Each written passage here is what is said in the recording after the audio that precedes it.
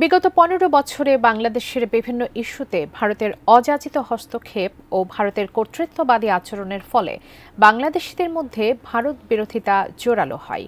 ক্ষমতার পালাবদল, সদ্য ক্ষমতাচ্যুত শেখ হাসিনার পালিয়ে ভারতে আশ্রয় নেওয়া, সাম্প্রতিক বন্যা, সীমান্ত হত্যাসহ নানা ঘটনায় ভারত বিদ্বেষ তীব্র আকার ধারণ করেছে। বাংলাদেশের সাথে তুলনামূলক শীতল সময় পার করতে থাকা ভারতের প্রতিরক্ষা মন্ত্রী এবার তার সেনাবাহিনীর কর্মকর্তাদের বাংলাদেশের পরিস্থিতি বিশ্লেষণের আহ্বান জানিয়েছেন। এমন একটি সময়ে এই নির্দেশনা আসলো যখন শেখ হাসিনা সহ দলের শীর্ষ নেতাকর্মীদের বিরুদ্ধে একের পর এক মামলা হচ্ছে। একই সাথে শেখ হাসিনাকে দেশে ফিরিয়ে বিচারের মুখোমুখি করার দাবিও জোরালো হচ্ছে। আরও জানাচ্ছেন ইমতিয়াজ আলম।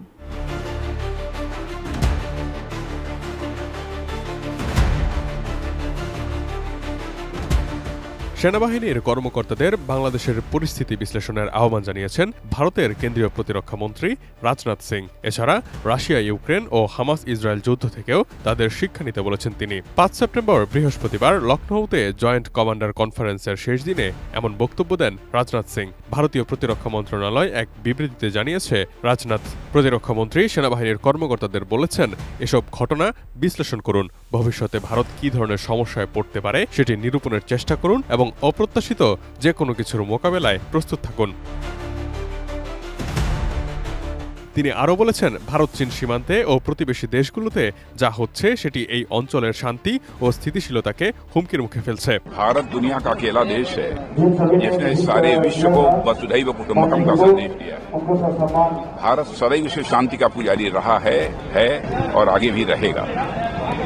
लेकिन आज जैसी वैश्विक परिस्थितियां हैं उनको देखते हुए मैंने यही सारे अपने आर्मी कमांडर्स को मैंने कहा था कि विश्व में शांति की स्थापना के लिए और स्वयं भारत में भी शांति की स्थापना के लिए सदैव हम लोगों को युद्ध के लिए तत्पर रहना चाहिए, तैयार रहना चाहिए। इस उद्देश्य से कहा था ताकि किसी भी सूरत में हमारी शांति भंग न होने पाए। গত ৫ আগস্ট ছাত্র জনতার আন্দোলনের মুখে ভারতে পালিয়ে যান সাবেক প্রধানমন্ত্রী শেখ হাসিনা। হাসিনার পালানোর বিষয়টিকে বেশ গুরুত্বের সঙ্গে নেয় ভারত। শেখ হাসিনা যখন দিল্লিতে পৌঁছান তখন ভারতীয় প্রধানমন্ত্রী নরেন্দ্র মোদী উচ্চপদস্থ কর্মকর্তাদের নিয়ে একটি জরুরি বৈঠকও করেন। কাঠ ও পিভিসি ম্যাটেরিয়ালের সংমিশ্রণে তৈরি আধুনিক আরএফএল উডিডোর, কাঠের চেয়েও কঠোর। দক্ষিণ এশিয়ায় ভারতের সবচেয়ে বড় মিত্র ছিলেন শেখ হাসিনা। তার আমলে বাংলাদেশ ও ভারতের মধ্যে বেশ কয়েকটি চুক্তি হয়েছে। এছাড়া নেওয়া হয়েছিল বড় বড় প্রকল্প। যখন শেখ হাসিনার পতন হয় তখন এসব প্রকল্প নিয়ে চিন্তায় পড়ে যায় দেশটি। তবে এখন অন্তর্বর্তীকালীন সরকারের প্রধান উপদেষ্টা ড মোহাম্মদ ইউনূসের নেতৃত্বাধীন সরকারের সঙ্গে কাজ করে যাওয়ার ঘোষণা দিয়েছে New Delhi.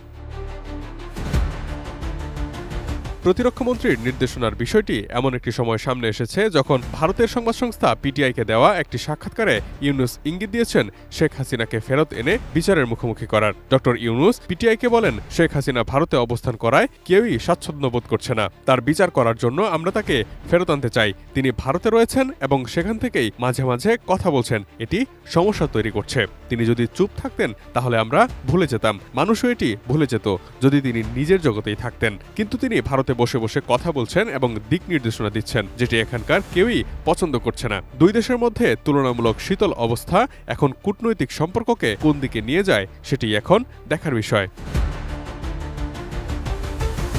Imtiaz Alam, desk report, ATN news.